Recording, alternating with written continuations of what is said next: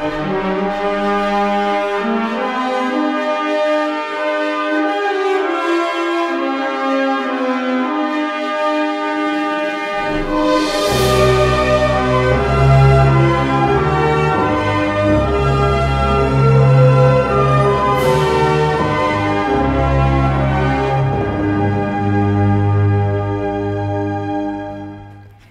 Demokrat.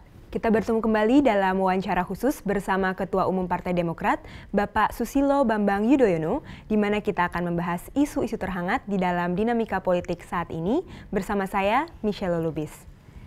Bapak SBY, melihat konstelasi politik saat ini dan juga 5 tahun ke depan, sepertinya Pak Jokowi dan kubu Pak Prabowo akan berhadapan secara langsung. Di kesempatan yang sebelumnya, Bapak telah memperkirakan bahwa situasi politik akan menjadi keras, bahkan lebih keras dibandingkan era Bapak selama 10 tahun ini.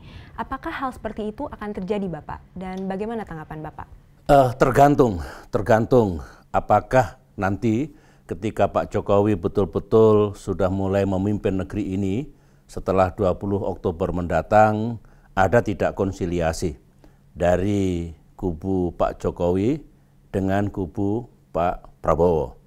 Kalau ya meskipun saling kritis satu sama lain, tetapi ada batas-batas dalam politik yang dimainkan, maka yang dikhawatirkan oleh banyak pihak itu bisa dicegah. Tetapi kalau yang dianut adalah politik marah dan dendam 7 turunan, itu bisa terjadi.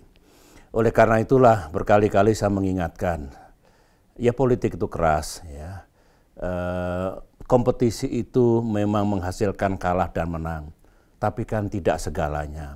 Ada kalanya kalah sekarang, menang di hari kemudian. Kalau saya bagi yang di luar pemerintahan memang harus mengkritisi. Tetapi mengkritik tidak sama dengan menghancurkan, menggagalkan. Ya. Saya sendiri juga punya pengalaman panjang, selama 10 tahun ada kekuatan politik yang konsisten memusuhi saya, menyerang, dan kalau bisa menggagalkan. Nah, apa yang saya alami itu mudah-mudahan tidak dialami oleh Pak Jokowi. Dengan demikian, sekali lagi, iya, politik itu keras, bisa saling mengintip, bisa saling menyerang, tapi tetaplah ada batas-batasnya. Kalau tidak, demokrasi kita koyak. Kalau politik gaduh dan tidak stabil, siapa yang menderita? Rakyat. Kita tidak bisa membangun, ekonomi tidak tumbuh lagi, dan sebagainya. Jadi jawabannya, itu tergantung bagaimana para politisi, para elit politik di kedua kubu itu bisa bersikap secara konstruktif. Ya.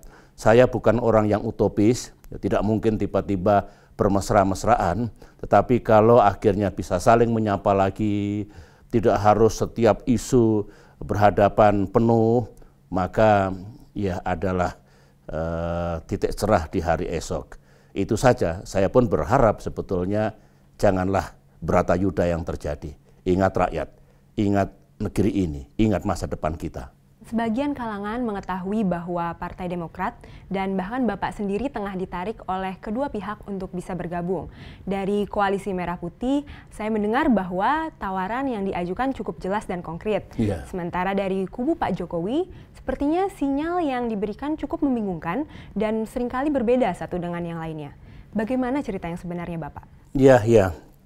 Saya sebetulnya amat berhemat untuk mengeluarkan statement seperti itu, meskipun kadang-kadang di luar, di media massa, itu gaduhnya luar biasa, spekulasinya juga luar biasa. Ya, terus terang saya katakan memang Partai Demokrat dan saya diajak oleh kedua-duanya dengan cara yang berbeda-beda. Tetapi saya sudah mengatakan, Partai Demokrat lebih baik menjadi penyeimbang yang betul. Tidak masuk ke kubunya Pak Jokowi, tidak masuk pula ke kubunya Pak Prabowo.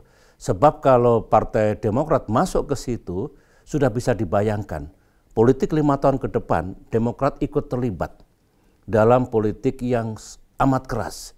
Yang saya katakan tadi, intip mengintip, serang menyerang, hancur menghancurkan. Dan itu bukan kepribadian saya. Itu bukan kepribadian Partai Demokrat. Kami punya prinsip dan etika politik tersendiri. Oleh karena itulah ya dengan terus terang saya jawab kedua belah pihak, biarlah Partai Demokrat tidak masuk langsung ke kedua kubu itu. Partai Demokrat akan tetap berperan secara konstruktif manakala ada isu besar apakah kebijakan, rancangan undang-undang atau apapun yang menurut Demokrat baik bagi rakyat. Dari manapun ide itu muncul, apakah dari kubu Pak Jokowi ataupun dari kubu Pak Prabowo, Partai Demokrat pasti mendukung. Pasti. Kami tidak melihat dari mana kebijakan itu dilahirkan. Tetapi sebaliknya, kalau memang nyata-nyata tidak realistik, tidak rasional, menyengsarakan rakyat dengan tegas dan dengan bahasa yang terang, Partai Demokrat tidak akan mendukungnya dari manapun. Itulah hakikat kekuatan politik dalam demokrasi yang sehat yang saya pahami. Dan itu pula yang akan dianut oleh Partai Demokrat. Jadi jawabannya jelas seperti itu dan rakyat kita yang masih bertanya-tanya apa betul Demokrat akan masuk kubu A atau kubu B, sudah saya jawab lagi pada wawancara hari ini. Di kesempatan yang lalu, Bapak bertemu dengan Pak Jokowi di Bali pada akhir bulan Agustus. Dan pada saat pertemuan itu banyak yang berspekulasi bahwa Bapak akan bersedia menaikkan harga BBM dan dengan imbalannya Pak Jokowi akan memberikan posisi bagi pihak Bapak seperti posisi di pemerintahan. Apakah spekulasi seperti itu benar, Bapak? Ya, saya memang mendengarkan tidak kurang sejumlah pengamat, sejumlah politisi dan juga kalangan masyarakat yang melakukan spekulasi seperti itu. Tidak. Itu memalukan. Untuk urusan negara, urusan rakyat, urusan masa depan, lantas kita dagang sapi. Saya tahu politik itu kompromi, politik itu take and give, politik itu juga konsensus, tetapi tidak dengan seperti itu. Menawari Demokrat, kalau SBY mau menaikkan harga BBM, saya kasih jabatan A, B, C, D, itu memalukan dan tidak boleh terjadi. Mengkhianati rakyat. Dan Demokrat tidak haus kekuasaan. Kami tahu sudah pernah memimpin di pemerintahan, saatnya berbenah diri, saatnya membangun kembali sambil melihat pemerintahan yang akan datang. Memastikan bahwa mereka menjalankan negara dan pemerintahan dengan sistem dan manajemen yang benar. Sesuai dengan konstitusi, rasional, bebas dari kepentingan yang sangat kental dari masing-masing pejabat negara. Itu yang akan Demokrat lihat. Dengan demikian tidak ada sama sekali. Dan urusan naikkan BBM, bayangkan kalau di barter atau diganti dengan iming-iming jabatan, itu juga memalukan. Kami rasional untuk menentukan sebuah kebijakan jelas mengapanya.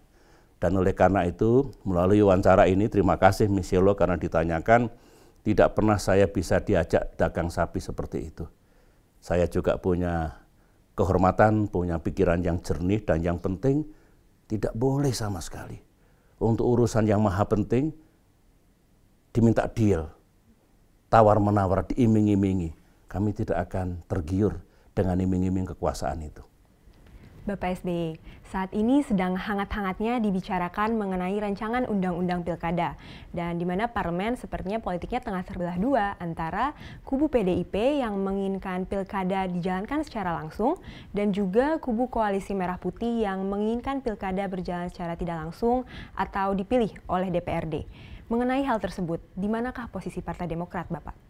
Ya, ini menarik dan saya tahu rakyat sedang menunggu posisi Partai Demokrat, bahkan disebut-sebut posisi SBY, begitu. Michelo, Partai Demokrat tengah bekerja dengan sangat serius. Tadi malam minggu, kami semalaman juga bekerja. Saya berdiskusi dengan para kader Partai Demokrat untuk menentukan di mana posisi Partai Demokrat atau posisi saya. Begini, saya khawatir ya kalau voting nanti pada tingkat parlemen itu sudah pokoknya yang satu kubu A, pokoknya yang satu kubu B. Orang bahkan mengatakan ini sudah peperangan harga diri. Pokoknya kalau yang sana mengatakan A, pasti yang di sini tidak setuju. Pertanyaan saya, apakah begitu? Untuk melahirkan sebuah undang-undang yang sangat penting, yang menjadi roh demokrasi kita, untuk kepentingan rakyat kita. Saya berharap tidak seperti itu yang akan terjadi di beberapa hari mendatang. Nah, Partai Demokrat, saya pribadi melihat ada dua aspek penting yang mesti kita lihat secara jernih. Pertama begini, sistem pemilihan kepala daerah langsung ini sudah berjalan selama 10 tahun. Ya. Rakyat sudah terbiasa. Dan kalau kita lihat benang merahnya, ini juga segaris dengan sistem presidensial, di mana presiden dipilih secara langsung. Berbeda dengan sistem parlementer. Pemimpin, apakah Perdana Menteri ataupun jabatan yang setara, dipilih oleh parlemen, karena rakyat memilih parlemen. Dengan demikian, kalau kita kembali kepada pilihan kita, buah dari reformasi yang kita jalankan selama ini, tentunya pilihan kepala daerah langsung itu mesti kita jaga dan pertahankan, sebagaimana pula pemilihan presiden secara langsung. Itu aspek pertama atau konteks yang pertama. Sedangkan aspek yang kedua atau konteks yang kedua, kenyataannya selama 10 tahun ini pula banyak sekali ekses yang terjadi dalam pemilihan baik gubernur, bupati maupun wali kota dalam pilkada. Misalnya, banyak sekali ditengarai penggunaan uang yang tidak jelas. Apakah politik uang atau money politics ataupun penggunaan uang yang lain. Tentu tidak dibenarkan. Ada juga keluhan katanya di banyak daerah karena dianggap tidak membantu calon yang akhirnya terpilih, entah menjadi gubernur, bupati atau wali kota, lantas mereka digeser, diberhentikan dari jabatannya, keluar dari pemerintahan. Itu juga tidak boleh, itu sewenang-wenang. Kemudian yang ketiga, terjadi pula di banyak daerah konflik horizontal, bahkan kekerasan, bakar-membakar, karena jagonya kalah. Itulah yang melahirkan pemikiran dari sejumlah kalangan, apa layak dipertahankan sistem seperti itu. Karena mudaratnya atau eksesnya itu besar. Berarti ada yang keliru dalam sistemnya. Oleh karena itulah muncul, sudahlah kita sekarang ubah yang tadinya langsung menjadi tidak langsung. Biarkan pemilihan presiden saja yang langsung. Itu sekali lagi aspek ataupun konteks yang kedua. Partai Demokrat tengah berpikir, saya berpikir keras untuk itu. Misalnya, bagaimana kalau kita masih mempertahankan sistem pemilihan langsung? Tetapi penyakit-penyakit tadi itu, ekses yang tidak sedikit itu kita cegah, kita hilangkan dalam undang-undang yang baru. Jadi pasal-pasalnya harus tegas dan mengikat. Misalnya, bagi yang melaksanakan kekerasan horizontal, yang bertanggung jawab ditindak secara hukum, eksplisit dalam undang-undang itu. Membiarkan saja konstituennya, pendukungnya, ngamuk, marah, membakar, dia kena secara hukum. Demikian juga, begitu memindah-mindahkan, kena secara hukum, diikat dalam undang-undang. Kami sedang memikirkan seperti itu. Langsung, tetapi pengalaman buruk selama 10 tahun kita wadahi dalam undang-undang yang baru nanti. Atau mungkin ada varian dari itu. Apa mungkin kalau gubernurnya, karena itu wakil pemerintah pusat, kepanjangan dari pusat, dipilih secara tidak langsung, kemudian bupati dan wali kota tetap dipilih secara langsung. Itu varian. Misalnya, sistem apapun ada plus dan minusnya. Tetapi kalau saya pribadi, SBY pribadi, yang telah memimpin selama 10 tahun ini, kalau kita memang dulu ingin melaksanakan pemilihan secara langsung, ya itulah yang mestinya kita jaga. Tetapi juga tidak boleh, ya sudah itu saja. Ada kok kelemahannya. Itu yang kita perbaiki secara fundamental. Itu yang Demokrat sedang pikirkan sekarang ini. Mudah-mudahan 1-2 hari ini kami memiliki posisi yang tepat karena kami harus jernih dan rasional dan kami tidak akan ikut-ikutan. Pokoknya kalau ini A, ini B. Kalau ini 1, ini 2, tidak. Tidak boleh seperti itu. Baik Bapak, sembari menunggu keputusan dari Partai Demokrat, masih berkaitan dengan RUU Pilkada. Mulai ada yang menyudutkan Bapak dengan berkata apabila Bapak membiarkan Pilkada berjalan secara tidak langsung, maka Bapak mengkhianati sistem demokrasi.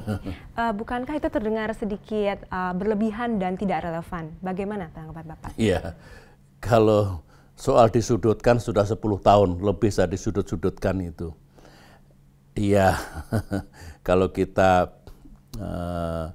jernih berpikir, ini yang berseberangan ini siapa? Yang berbeda pendapat secara keras siapa? Ini kan di parlemen antara kekuatan politik A dengan kekuatan politik B. Mengapa kok dilarikan ke SBY? Tapi itulah politik di negeri kita. Saya paham. Meskipun saya berdoa dan tentunya bangsa ini harus bekerja keras, suatu saat demokrasi kita makin matang, makin rasional dan makin berkualitas ya. Kecuali kalau ini bukan undang-undang, misalkan peraturan pemerintah, nah saya bertanggung jawab, atau peraturan presiden.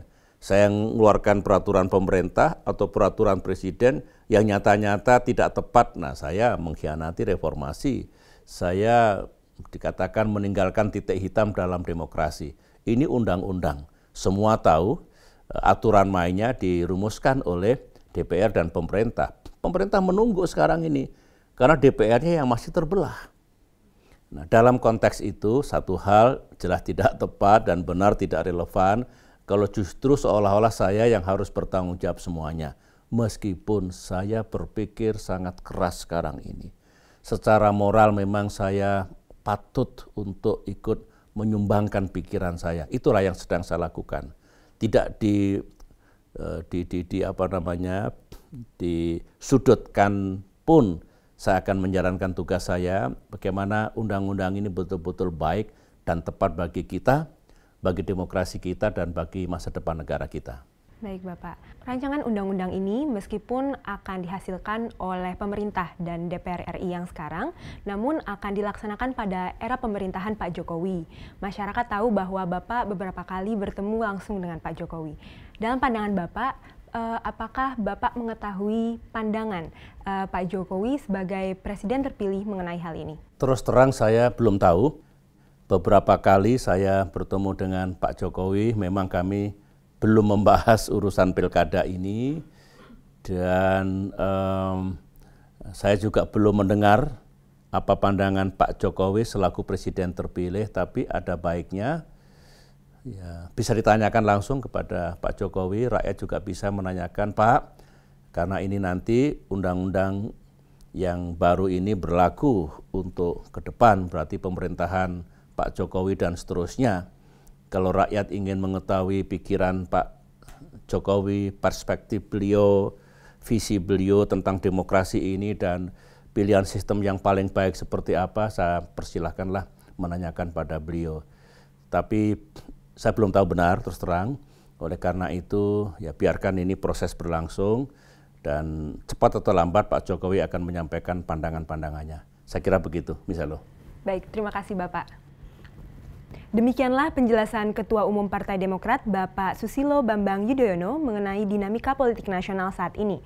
Untuk mengikuti episode selanjutnya, jangan lupa berlangganan pada kanal YouTube ini, serta follow Twitter dan Facebook Partai Demokrat.